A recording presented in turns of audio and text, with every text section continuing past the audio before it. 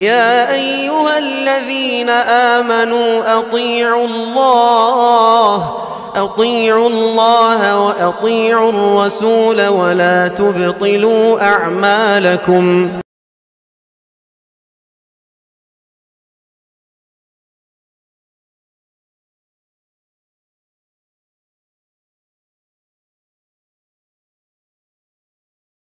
نحمده ونستعينه ونستغفره ونعوذ بالله من شرور أنفسنا ومن سيئات أعمالنا من يهده الله فلا مضل له ومن يضلل فلا هادي له وأشهد أن لا إله إلا الله وحده لا شريك له وأشهد أن محمدًا عبده ورسوله. يا أيها الذين آمنوا اتقوا الله حق تقاته ولا تموتن إلا وأنتم مسلمون. يا أيها الناس اتقوا ربكم الذي خلقكم من نفس واحدة وخلق منها زوجها وبث منهما رجالا كثيرا ونساء واتقوا الله الذي تساءلون به والأرحام إن الله كان عليكم رقيبا.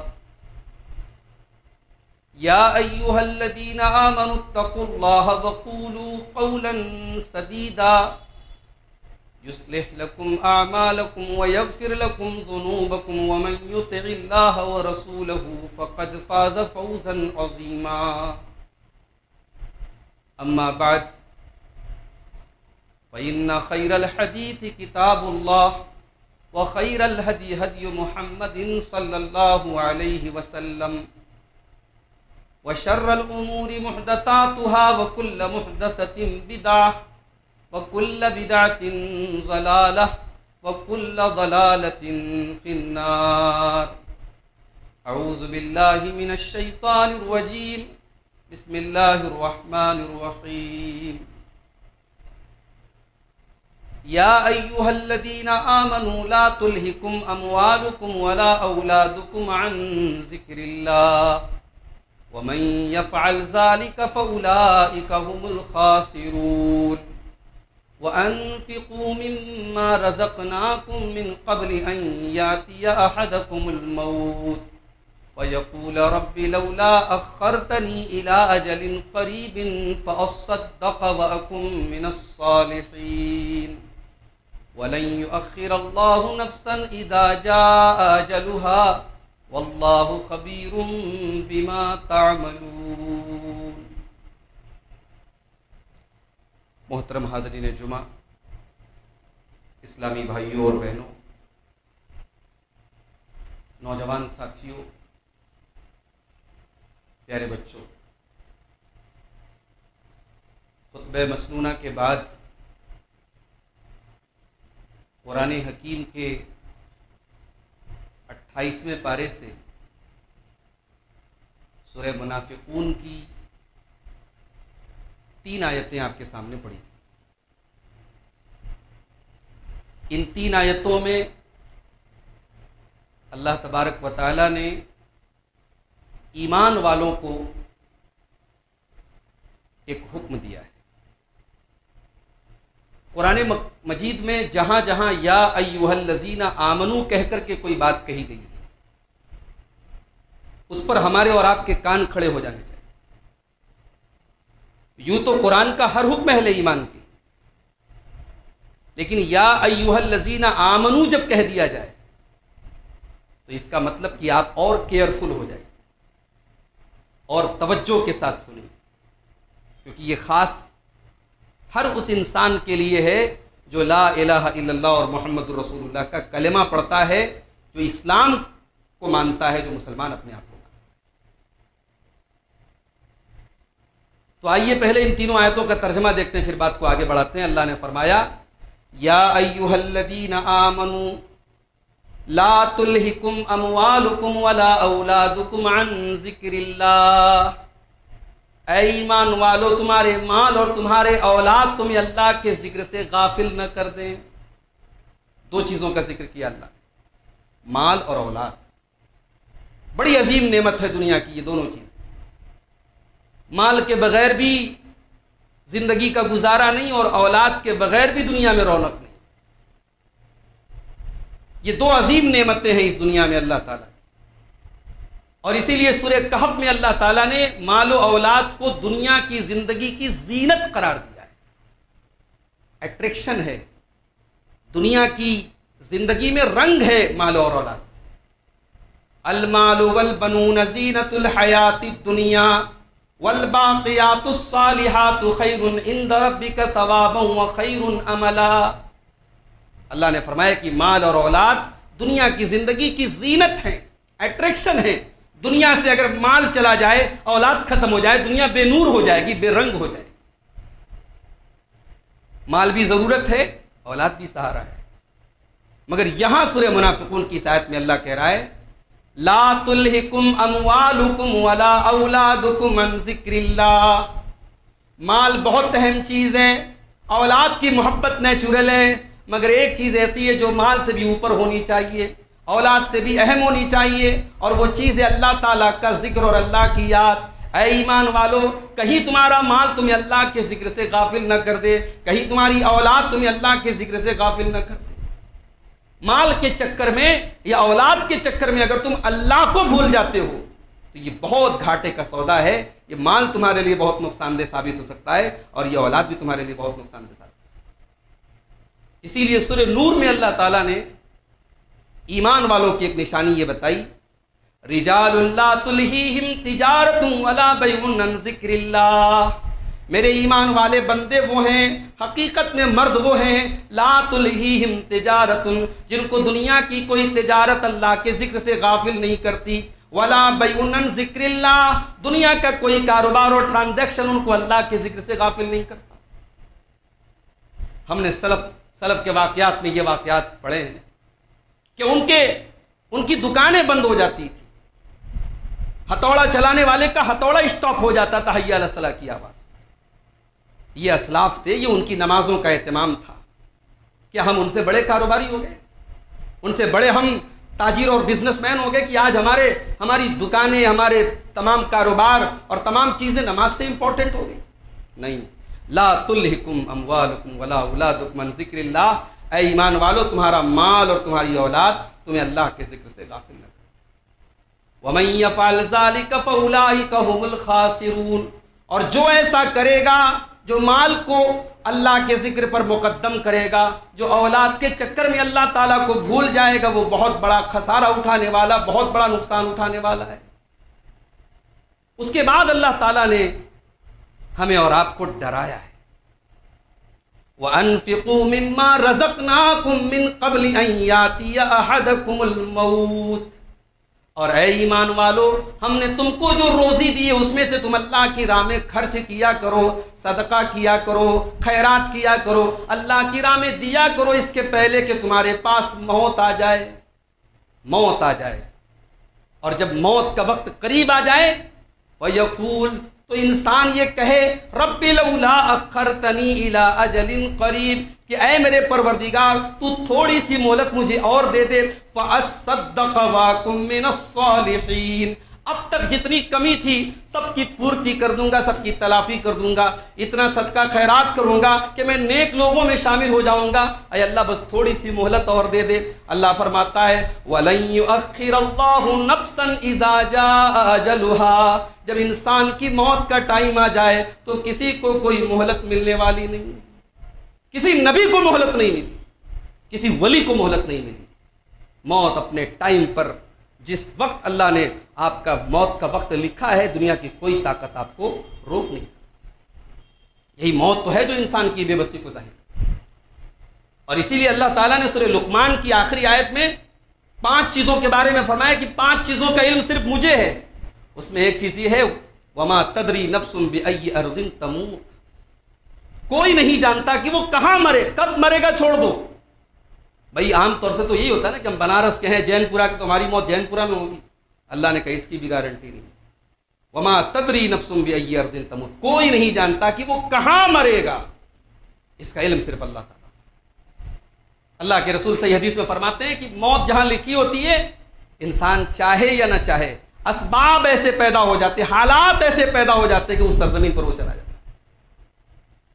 ابھی کچھ دنوں پہلے ایک واقعہ، ہمارے بڑے عزیز دوست تھے، نوجوان ساتھی تھے، مقرر تھے، خطیب تھے، عالم تھے، مولانا عبد الرحمن سلفی سدھارتھ نگر کے تھے، پونا میں گئے تقریر کرنے ممبئی سے، رات میں تقریر کی، صبح ان کو ڈیوٹی کرنا تھا، کچھ کام تھا ممبئی میں، ان کے ساتھ ممبئی کے ایک اور عالم بھی گئے تھے، مولانا شمیم فوزی صاحب۔ اب وہاں سے وہ نکلنے لگے، انہوں نے شمیم فوزی صاحب سے کہا کہ چلیے شیخ آپ بھی چلیے، انہوں نے کہا نہیں مجھے کچھ کام ہے۔ اب دیکھیے موت جہاں انسان کی لکھی ہے، جس کی موت لکھی تھی اس کو جانا تھا۔ عبد الرحمن صاحب نکلے وہاں پونا سے اور وہاں شیئرنگ ٹیکسی پر سوار ہوئے، راستے میں خطرناک ایکسیڈنٹ ہوا اور گاڑی کے اندر 6 یا 7 لوگ تھے، ایک انسان کو چھوڑ کے سب کا انتقال ہو گیا۔ اس میں مولانا عبد الرحمن سے بڑی دردناک موت ہوئی تھی۔ تو ظاہر ہے وہ یہ سوچ کرتے تو نہیں نکلے تھے کہ ہماری راستے میں موت ہو جائے گی۔ رہنے والے سدھارتھ نگر کے ہیں، کام کرتے ہیں ممبئی میں، انتقال ہوتا ہے ہائی وے پر، ایک ایکسیڈنٹ انسان کی موت کا بہانہ بن جاتا ہے۔ وما تدری نفس بأی ارض تموت، کوئی نہیں جانتا کہ وہ کہاں مرے۔ تو اس کے پہلے کہ موت آ جائے، اے ایمان والو اللہ کی راہ میں خرچ کرو، اپنی اصلاح کرو، اپنے آپ کو جہنم کی آگ سے بچا لو۔ اب جب موت کے آنے کے پہلے اپنی اصلاح کرنا ہے اور تم یہ نہیں جانتے کہ موت کب آئے گی، اس کا مطلب ابھی اصلاح کرو۔ کون انسان اس بات کی گارنٹی دے سکتا ہے کہ وہ جوان اگر یہ امید رکھتا ہے کہ ہم بڑھاپے تک زندہ رہیں گے؟ جاؤ دیکھ لو جوانوں کے جنازے۔ کوئی انسان آج صحت مند ہے اور یہ توقع رکھتا ہے کہ ہمیشہ صحت مند رہے گا؟ چلے جاؤ ہاسپٹلوں کے اندر جا کے دیکھ لو، بڑے بڑے دولت مند اور کروڑ پتی آج بیماریوں کے آگے مجبور ہیں میرے پاس۔ یہ اللہ تبارک و تعالیٰ کا وہ قانون ہے کہ آپ کی دولت، آپ کی طاقت آپ کو موت سے نہیں بچا سکتی، اور موت کا جب وقت آ جاتا ہے اس کے بعد آپ کو ایک لمحے کی بھی مہلت ملنے والی نہیں۔ قرآن کریم کے 18ویں پارے میں اللہ تعالیٰ نے فرمایا حَتَّى إِذَا جَاءَ أَحَدَهُمُ الْمَوْتُ قَالَ رَبِّ ارْجِعُونِ، جب انسان کی موت کا ٹائم آتا ہے انسان یہ کہتا ہے کہ اے میرے پروردگار مجھے ایک موقع اور دے دے، مجھے ایک بار دنیا میں لوٹا دے، لَعَلِّي أَعْمَلُ صَالِحًا، تاکہ میں نیک عمل کر کے تجھ کو راضی کر لوں، میں اچھا عمل کر کے تجھ کو راضی کر لوں۔ اللہ فرماتا ہے کَلَّا إِنَّهَا كَلِمَةٌ هُوَ قَائِلُهَا وَمِن وَرَائِهِمْ بَرْزَخٌ إِلَىٰ يَوْمِ يُبْعَثُونَ، اے میرے بندے یہ تو بس تیری زبان سے نکلنے والی ایک بات ہے جو کبھی پوری ہونے والی نہیں ہے، مرنے کا ٹائم آ گیا تو اب دوبارہ تو دنیا میں نہیں جا سکتا۔ اللہ کے وہ بندے جو اللہ کی راہ میں شہید ہو جاتے ہیں، اللہ کے نبی فرماتے ہیں صحیح بخاری اور صحیح مسلم کی روایت، ان کی روحیں ہرے رنگ کے پرندوں کے جسم میں ڈال دی جاتی ہیں، اور وہ پرندے جنت کی سیر کرتے ہیں، جنت میں کھاتے پیتے ہیں اور رات گزارتے ہیں۔ اللہ کے عرش کے نیچے کچھ قندیلیں ہوتی ہیں، ان قندیلوں میں وہ شہداء کی روحیں پرندوں کی شکل میں وہاں بسیرا کرتی ہیں۔ یہ اللہ کے رسول کی صحیح حدیث ہے۔ تو شہداء سے اللہ تعالیٰ پوچھتا ہے کہ تمہیں کچھ اور چاہیے؟ اتنی ساری نعمتیں میں نے تم کو دی، اتنا اونچا مقام دیا، جنت کی سیر کرو، کچھ اور چاہیے؟ شہداء کہتے نہیں اور کچھ نہیں چاہیے۔ اللہ پھر پوچھتا ہے کچھ اور چاہیے تو بتاؤ؟ تو شہداء کہتے ہیں کہ اے اللہ ہماری بس ایک ہی تمنا ہے کہ ہمیں دوبارہ دنیا میں بھیج دیا جائے، فَنُقَاتِلُ فِي سَبِيلِ اللَّهِ فَنُقْتَلْ، اور اے اللہ ہم تیری راہ میں پھر سے ہم قتال کریں، تیری راہ میں پھر سے جان دینے کا موقع آئے اور ہم پھر سے جان دے دیں اور پھر سے ہم شہید ہو جائیں۔ لیکن چونکہ اللہ کا قانون ہے کہ کسی کو جب ایک بار موت آ گئی تو دوبارہ دنیا میں آنے کا چانس نہیں ملے گا، ان کی یہ خواہش ہی رہ جائے گی۔ انسان کو مرنے کے بعد دوبارہ آنے کا چانس نہیں ملے گا، اسی لیے دنیا دار العمل ہے اور آخرت دار الجزا ہے۔ یہاں ہم جو بوئیں گے آخرت میں وہی کاٹیں گے، یہاں ہم جو کریں گے اسی کا بدلہ وہاں پائیں۔ تو ایک لمحے کی دنیا میں دوبارہ آنے کی مہلت نہیں ملے گی۔ اللہ نے فرمایا کلا، تو کہہ رہا ہے کہ مجھے دنیا میں لوٹا دے، اللہ تجھے دنیا میں ہم نے پورا ٹائم دے دیا، پوری مہلت دے دی، 60 سال 50 سال 40 سال تو گزار کے آیا ہے، اب تو یہ کہہ رہا ہے کہ مجھے اللہ تھوڑا سا ٹائم اور دے دے؟ کلا، ایسا ہونے والا نہیں ہے۔ اور دوسرے مقام پر اللہ نے قرآن میں کہا وَلَوْ رُدُّوا لَعَادُوا، اگر ان کو دوبارہ دنیا میں بھیج دیا جائے تب بھی یہ سدھرنے والے نہیں، یہ پھر وہی کام کریں۔ تو میرے بھائیوں، انسان کو توبہ کرنے میں جلدی کرنی چاہیے. انسان کو اپنی توبہ کو کل پہ نہیں ٹالنا چاہیے. کل کس نے دیکھا ہے؟ جس کل کے اوپر ہم اپنی توبہ کو ٹال دیں. کتنے لوگ ہیں ان سے نماز کے لیے بولو, کہتے مولوی صاحب دعا کرو. آپ دنیا کے کاموں کے لیے تو کبھی نہیں کہتے مولوی صاحب دعا کرو. دنیا کے کام آپ خود کرتے ہیں. پیسہ کمانا ہے تو آپ کاروبار کرتے ہیں, محنت کرتے ہیں. پیٹ بھرنا ہے تو کھانا کھاتے ہیں. پیاس لگی ہے تو پانی پیتے ہیں. کام جب دین کا آتا ہے, کام جب اللہ کا آتا ہے تو آپ دعا کے اوپر اڑا دیتے ہیں کہ صاحب دعا کیجیے. نہیں, اگر آپ نماز نہیں پڑھتے اور آپ یہ سوچتے کہ کل سے شروع کریں گے تو یاد رکھیے وہ کل کبھی زندگی میں آنے والا ہے. اس کل کو آج میں تبدیل کیجیے. حضرت یوسف علیہ السلام کے بھائیوں نے جب ان کو قتل کرنے کی پلاننگ بنائی, بھائی کو قتل کرنے کے لیے تیار ہو گیا. اسی لیے علماء کہتے ہیں کہ حسد جو ہوتا ہے بڑی خطرناک چیز ہے. اللہ ہم سب کو حسد سے بچا کے رکھے. حسد کرنے والا اللہ کی تقدیر کو نہیں مانتا, اس لیے کہ جو اللہ کی تقدیر کو مانے گا وہ کبھی کسی سے حسد نہیں کرے گا. بھائی تقدیر کا عقیدہ ہمیں یہ سکھاتا ہے کہ جب ہم اپنی ماں کے پیٹ میں تھے تو سب کچھ لکھ دیا گیا. اللہ کے پیارے نبی فرماتے ہیں, صحیح بخاری اور صحیح مسلم کی روایت ہے, کہ جب ماں کے پیٹ میں 120 دن کا 4 مہینے کا بچہ ہوتا ہے تو 4 چیزیں لکھ دی جاتی ہیں, روح ڈال دی جاتی ہے اور 4 چیزیں لکھ دی جاتی ہیں. اسی لیے 4 مہینے کے اوپر کا بچہ اگر مرا ہوا پیدا ہو تب بھی جنازے کی نماز پڑھنی چاہیے. علامہ البانی کا یہی موقف ہے اور یہی صحیح ہے, زیادہ مضبوط ہے. 4 مہینے کا بچہ تھا, روح ڈال دی گئی اور 4 چیزیں لکھ دی گئی. عمل لکھ دیا گیا, عمر لکھ دی گئی, روزی لکھ دی گئی, اور بدبخت ہے کہ خوش بخت ہے, نیک ہے کہ برا ہے, یہ بھی لکھ دیا گیا. تو جب روزی لکھ دی گئی, عمل لکھ دیا گیا, عمر لکھ دی گئی, اب جو انسان حسد کر رہا ہے وہ اللہ کی تقدیر کو کہاں مانتا ہے؟ کسی کے بارے میں یہ سوچنا کہ اے اللہ اس کو زیادہ دولت مل گئی, مجھ کو کم ملی, اس کی چھن جائے مجھے مل جائے, یہ تو اپنی تقدیر کے اوپر تیرا ایمان کمزور ہے. تو حسد سے اپنے دل کو پاک کرو میرے بھائی. یوسف علیہ السلام کے بھائیوں کو حسد ہوا تھا, اور اس میں بھی ایک نقطہ یہ ہے کہ حضرت یعقوب علیہ السلام اپنے 12 بچوں میں سب سے زیادہ پیار 2 بچوں سے کرتے تھے, حضرت یوسف سے اور ان کے بھائی بنیامین سے. اسی لیے علماء نے لکھا ہے کہ اگر کسی کے کئی بچے ہوں تو محبت تو نیچرل بات ہے, محبت کسی سے کم اور کسی سے زیادہ ہو سکتی ہے, مگر اظہار محبت میں برابری ہونی چاہیے. آپ گھر میں کوئی سامان لاتے ہیں, ایک بچے کو دیتے ہیں, باقی 3 کو نہیں دیتے, آپ حسد کے بیج پیدا کر رہے ہیں, آپ بھائیوں میں نفرت کے بیج بو رہے ہیں. آپ نے کسی ایک بیٹے کو پراپرٹی دے دی, کسی ایک کو محروم کر دیا, آپ نے حسد کی بنیاد ڈالی ہے. آج بڑے بڑے نمازی, بڑے بڑے تقوی دار اور بڑے بڑے تہجد گزاروں کے گھروں میں یہ مسئلے چل رہے ہیں. اولاد کے درمیان نا انصاف. یاد رکھو شریعت ایک طرفہ نہیں ہے. اگر شریعت میں والدین کے حقوق ہیں اور ماں کے قدموں کے نیچے جنت ہے اور باپ جنت کا دروازہ ہے, تو اسی شریعت میں یہ بھی کہا گیا ہے کہ اولاد کے ساتھ نا انصافی کرنے والا بہت بڑا مجرم ہے اللہ کی عدالت. نبی کے پاس ایک کیس آیا, ایک صحابی آئے, اے اللہ کے نبی اپنی زمین کا ایک ٹکڑا, ایک باغ اپنے ایک بیٹے کو دینا چاہتا ہوں, ہبہ کرنا چاہتا ہوں, آپ کو گواہ بنانا چاہتا ہوں. اللہ کے رسول نے پوچھا اور بھی بیٹے ہیں؟ کہا یا رسول اللہ اور بھی بیٹے ہیں. کہا سب کو دیا ہے؟ کہا سب کو نہیں دیا ہے. آپ نے فرمایا کہ لا اشہد ولا جورن, یہ ظلم ہے اور محمد صلی اللہ علیہ وسلم کسی ظلم کی گواہی نہیں دے سکتے. دوسری حدیث میں آپ نے فرمایا اتقوا اللہ وعدلوا بین اولادکم, اللہ سے ڈرو اور اپنی اولاد کے درمیان انصاف کرو. یہاں تک اہل علم نے لکھا ہے کہ اولاد اگر نافرمان ہے, ناقص ہے, ناکاری ہے, تب بھی باپ کو یہ حق نہیں پہنچتا کہ اس کو لا دعویٰ کر دے, اس کو اپنی جائیداد سے عاق کر دے, محروم کر دے. ہمارے یہاں یہ بڑی عام بات ہے. کسی اولاد پر ماں باپ کسی وجہ سے ناراض ہو گئے, دھمکی دیتے ہم تجھے عاق کر دیں گے. غلط ہے یہ میرے بھائی, غلط ہے. اگر آپ کی پراپرٹی میں آپ کا بیٹا وارث ہو رہا ہے نا, یہ اللہ کا بنایا ہوا نظام ہے, آپ کو اس نظام سے چھیڑ چھاڑ کرنے کی اجازت نہیں ہے. تو حضرت یعقوب علیہ السلام 12 بیٹوں میں 2 بیٹوں سے زیادہ محبت کرتے تھے, اور یہ ظاہر کرتے تھے کہ میں محبت اس سے زیادہ کرتا ہوں. یہ مسئلہ تھا. اسی لیے کبھی بھی باپ کو یہ ظاہر نہیں کرنا چاہیے. محبت کسی سے زیادہ ہو سکتی ہے, مگر جب حقوق کی بات آیا برابری. حضرت یعقوب کی محبت ان کے بچے کے لیے وبال جان بن گئی. بھائیوں نے آپس میں میٹنگ کی. اذ قالوا ليوسف واخوه احب الى ابينا منا ونحن عصبة ان ابانا لفي ضلال مبين. کہنے لگے ہمارا باپ ہم 10 بھائیوں سے اتنی محبت نہیں کرتا جتنا ان 2 بھائیوں سے کرتا ہے. وہ 2 بھائی الگ ماں سے تھے. کہا کہ ہم 10 تو ایک پورا جتھا ہے, ایک پورا ہمارا جو ہے ایک پوری ٹیم ہے، ہم 10 کی وہ ویلو نہیں جو ان دونوں کی ویلو ہے. ان ابانا لفی ضلال مبین، ہمارا باپ تو بڑا گمراہ ہو گیا ہے.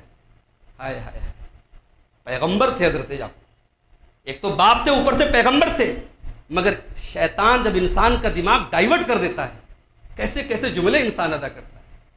آج ہمارے سماج میں بھی کبھی ہم نے دیکھا ہے کہیں اولاد اور والدین کا آپس میں ڈسپیوٹ ہوتا ہے تو کبھی کبھی اولاد کی زبان سے بڑے گندے اور بڑے بیہودہ جملے اپنے ماں باپ کے حق میں نکل جاتے ہیں. یاد رکھو میرے بھائی، اولاد ترقی کے جتنے سریا پر پہنچ جائے اور اعلیٰ مقام پر پہنچ جائے، ماں باپ کا درجہ اور مقام اپنی جگہ قائم ہے.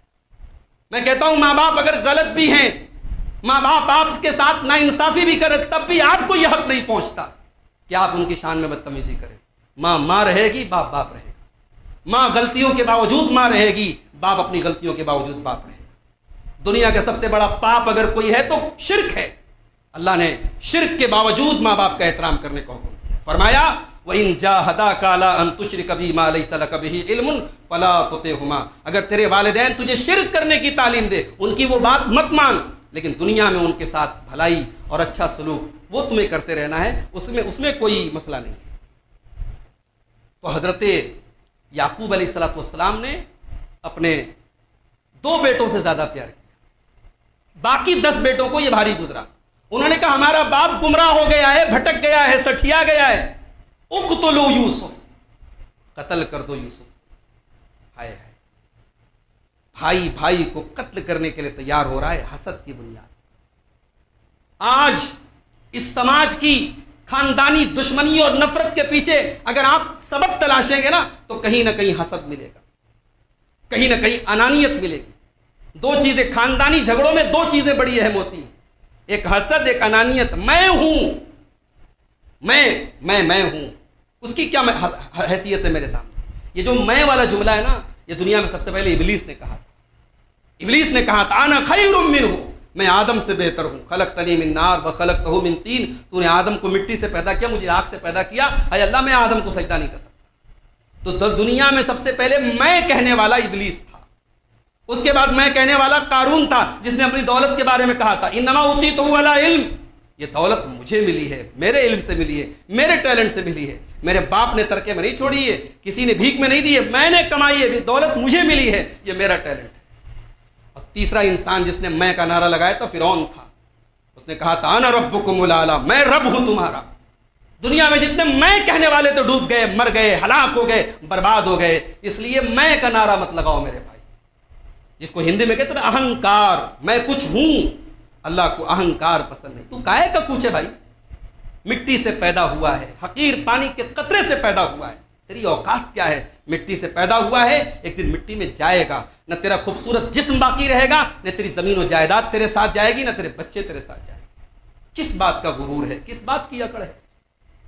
تو یہ جو 2 چیزیں ہیں خاندانی جھگڑوں میں، ایک حسد اور ایک تکبر، انانیت، یہی ہم کو لے ڈوبتی ہے. تو بھائیوں نے کہا کہ یوسف کو قتل کر دو، یوسف کو قتل کر دو یا کہیں چھوڑ دو، جب وہ نہیں رہے گا تو ہمارا باپ ہم سے محبت کرے گا. اب اتنا بڑا کرائم کرنا ہے، نبی کے گھر کے لوگ ہیں بھائی، نبی کے بیٹے ہیں، نبی زادے ہیں، اتنا بڑا کرائم کرنا ہے تو شیطان دماغ کو ڈائیورٹ کیسے کر رہا ہے؟ کہتے ہیں وَتَكُونُوا مِن بَعْدِهِ قَوْمًا صَالِحِينَ، کہا کہ آج قتل کر دو، کل توبہ کر لیں، کل سدھر جائیں گے. آج پہلے اس مسئلے کو حل کرو، آج یوسف کا کام تمام کرو، بعد میں ہم لوگ توبہ کر لیں گے، نیک ہو جائے. یہ بہت بڑا شیطان کا وسوسہ ہے میرے بھائی. ہم توبہ کو کل پہ ٹالتے، کل پہ نہ ٹالو، توبہ ابھی کرو، موت کی کوئی گارنٹی نہیں. اسی لیے اللہ قرآن میں کہہ رہا ہے وَأَنفِقُوا مِمَّا رَزَقْنَاكُم مِّن قَبْلِ أَن يَأْتِيَ أَحَدَكُمُ الْمَوْتُ، اس کے پہلے کہ تمہارے پاس موت آ جائے تم اللہ کی راہ میں خرچ کرو، اللہ کی راہ میں خرچ کرو، اپنے آپ کو جہنم کی آگ سے بچاؤ. آج ہمارے گھروں کا ماحول کیا ہو رہا ہے؟ گرمی کی چھٹیاں ہو گئی اسکولوں کی، بڑا بہترین موقع ہے کہ اپنے بچوں کو اس سمر ووکیشن میں آپ کچھ دین سکھانے کے بارے میں بھی فکر کریں. ظاہر ہے کانوینٹ اسکول میں اس کو دین تو نہیں سکھایا جا رہا ہے، بہت بڑے کسی اچھے اسکول میں آپ نے ڈال دیا، تھوڑی بہت اس نے اردو سیکھ لی. دین کیا ہے، اللہ کیا ہے، قرآن کیا ہے، توحید کیا ہے، عقیدہ کیا ہے، نماز کی دعائیں کیا ہیں، اس پر بھی تو کچھ کام ہونا چاہیے. اگر ہم نے اپنے بچوں کی تربیت پر توجہ نہیں دی میرے بھائی، حالات آپ بڑی تیزی سے دیکھ رہے ہیں کیا ہو رہا ہے۔ ایک تو اسلامو فوبیا کا جو پروپیگنڈے کا جو دور چل رہا ہے وہ الگ جگہ، کہیں فلموں کے ذریعے، کہیں میڈیا کے ذریعے اسلام کے خلاف اور مسلمانوں کے خلاف نفرت جم کر کے پروسی جا رہی ہے ذہنوں میں۔ اور دوسری طرف ہمارے گھروں کا حال یہ ہے کہ نہ ہمارے لڑکے دیندار ہیں، نہ ہماری لڑکیاں دیندار ہیں، نہ ہمارے نوجوان لڑکوں کے اندر دین کی جانکاری ہے، دین کی سمجھ بوجھ ہے، نہ ہماری لڑکیوں کے اندر۔ لڑکیوں کا معاملہ تو اور بھی برا ہے، ہمارے یہاں عورتیں دین کے معاملے میں زیرو ہیں۔ کوشش کرو میرے بھائی کہ اپنے گھر والوں کو، اپنے بال بچوں کو دین سکھاؤ۔ قرآن کریم کی وہ مشہور آیت میں اکثر تقریروں میں بیان کرتا ہوں، قرآن کے 28ویں پارے کی، اللہ نے فرمایا یا ایھا الذین آمنوا قوا انفسکم واہلیکم نارا، اے ایمان والو اپنے آپ کو اور اپنے گھر والوں کو جہنم کی آگ سے بچاؤ۔ انسان اپنے بچوں کو، اپنے پریوار کو دنیا کی آگ میں جلتا ہوا نہیں دیکھ سکتا۔ ارے آگ میں جلتا ہوا چھوڑ دو، بچے کو خروچ آ جائے، بچے کی انگلی جل جائے، ماں باپ بے چین ہو جاتے ہیں۔ اللہ نے فرمایا کہ جس پریوار سے تم اتنی محبت کرتے ہو، جس فیملی سے تم اتنا پیار کرتے ہو، وہ فیملی جہنم کی آگ میں جل رہی ہے، تمہاری بیوی جہنم کی آگ میں جل رہی ہے، تمہارے بچے جہنم کی آگ میں جل رہے ہیں، تمہیں کوئی ٹینشن نہیں، تمہیں کوئی فکر نہیں۔ قوا انفسکم واہلیکم نارا، اپنے آپ کو اور اپنے گھر والوں کو جہنم کی آگ سے بچاؤ۔ وقودھا الناس والحجارہ، اس کا ایندھن انسان اور پتھر ہوں گے۔ اس آیت کی تفسیر میں حضرت علی رضی اللہ تعالیٰ عنہ کہتے ہیں علموہم وادبوہم، اپنے بچوں کو کیسے بچاؤ گے جہنم کی آگ سے، اپنی بیویوں کو کیسے بچاؤ گے، اپنی پریوار کو کیسے بچاؤ گے؟ حضرت علی کہتے ہیں ان کو تعلیم سکھا کر کے، ان کو علم دین سکھا کر کے، ان کو ادب سکھا کر کے۔ آج ہماری نوجوان نسل، چاہے وہ لڑکے ہوں چاہے وہ لڑکیاں ہوں، نہ ان کے اندر دینداری ہے، نہ اخلاق ہے، نہ تمیز ہے، نہ ان کا چال چلن اسلامی ہے، نہ ان کا لباس اسلامی ہے، نہ ہمارے معاملات اسلام کے مطابق ہے۔ میرے بھائیوں، ہم اللہ کیا منہ دکھائیں گے؟ ہم اللہ کو کیا منہ دکھائیں گے؟ سال میں ایک مرتبہ عید کی نماز پڑھ لینے سے، ہفتے میں ایک دن جمعہ کی نماز پڑھ لینے سے دینداری کا حق ادا نہیں ہوتا۔ جب انسان کے اندر وائرس زیادہ خطرناک ہو تو پھر اینٹی وائرس کا ڈوز بھی اتنا مضبوط ہونا چاہیے۔ اس وقت اسلام سے دور کرنے والے بہت طریقے کے فتنے چل رہے ہیں، انٹرنیٹ کے ذریعے، ٹی وی کے ذریعے اور تمام چیزوں کے ذریعے آج اسلام سے دور کرنے والی ہزاروں چیزیں ہمارے آس پاس میں پھیلی ہوئی ہیں۔ اب ہماری ذمہ داری بنتی ہے کہ ہم اپنے بچوں کو اسلام سے قریب لائیں۔ اور کب ہم قریب لائیں گے؟ جب ہم سب سے پہلے اپنی اصلاح کریں گے۔ بچوں کو نیک بنانا ہے، سب سے پہلے ہمیں خود کو نیک بنانا ہوگا۔ ماں اگر چاہتی ہے کہ اس کی بیٹی با حیا اور با پردہ بنے، ماں کو خود با حیا اور با پردہ بننا پڑے۔ قرآن کریم میں سورہ کہف میں اللہ تعالیٰ نے ایک واقعہ بیان کیا کہ حضرت موسیٰ، حضرت خضر ایک گاؤں میں گئے، بستی میں گئے، اور جب بستی میں پہنچے تو وہاں بھوکے پیاسے تھے، بستی والوں نے کھانا نہیں کھلایا۔ حضرت موسیٰ جلالی پیغمبر تو غصہ تو آیا ان کو، لیکن بہرحال بخیل لوگ تھے۔ ہمارے بنارس میں آج بھی بہت ساری مسجدوں میں، معاف کیجیے گا اس کو پرسنل مت لیجیے گا، لیکن آج بھی بنارس کی بہت ساری مسجدیں ہیں جہاں خطبہ دینے والا خطیب آتا ہے اور جو منہ لے کر کے وہ خطبہ دینے آتا ہے وہی منہ لے کر کے چلا جاتا ہے۔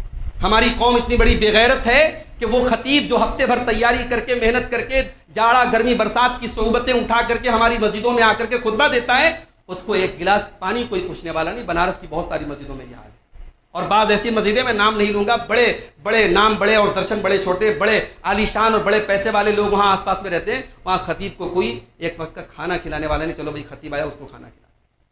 جامعہ سلفیہ کے اساتذہ وہاں کے طلبہ کو لوگ بلا کر کے خطبہ دلواتے ہیں، اتنی توفیق نہیں کہ صاحب وہ آٹو سے آیا ہوگا، رکشے سے آیا ہوگا، اس کو 200-400 روپیہ ہم کرایہ کے طور پہ دیتے، کرایہ بھی دیتے تو پوچھ کے دیتے تاکہ زیادہ نہ دیتے۔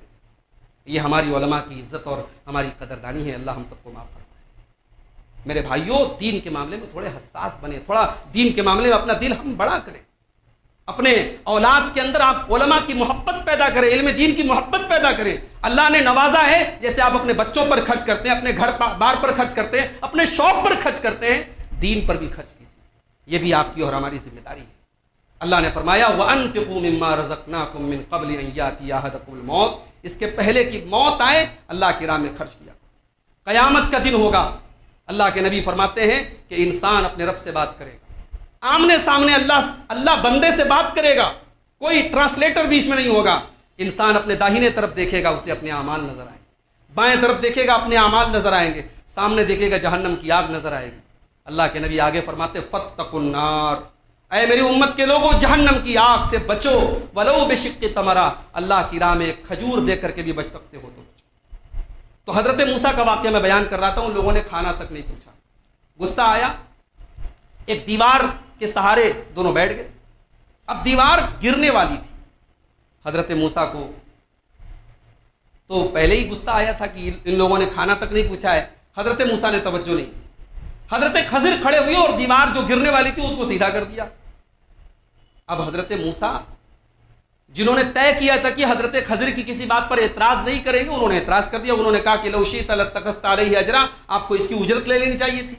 تو حضرت خضر نے جواب دیا، جب انہوں نے سارے واقعات کی حقیقت بتائی تو اس واقعے کی حقیقت بتائی کہ یہ دیوار دو یتیم بچوں کے مکان کی دیوار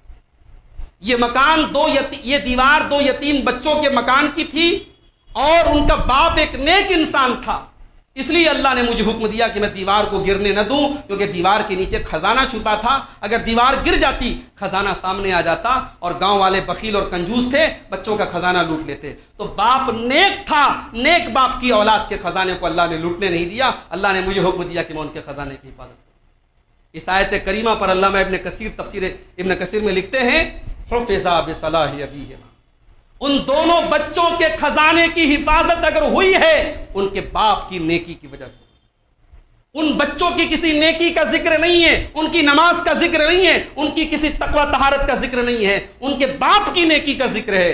میرے بھائیوں، اپنے بچوں کا فیوچر اگر بنانا چاہتے ہو، اپنے بچوں کا مستقبل اگر بنانا چاہتے ہو، اپنے بچوں کے جان و مال کی حفاظت چاہتے ہو تو اپنے آپ کو صالح بنا لو، اپنے آپ کو نیک بنا لو۔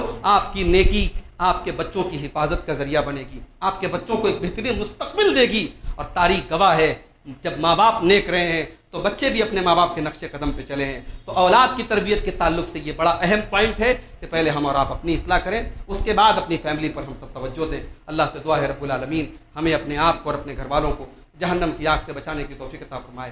رب العالمین ہمیں جب تک دنیا میں زندہ رکھے اپنے نبی کے طریقے پر رکھے، توحید و سنت پر رکھے۔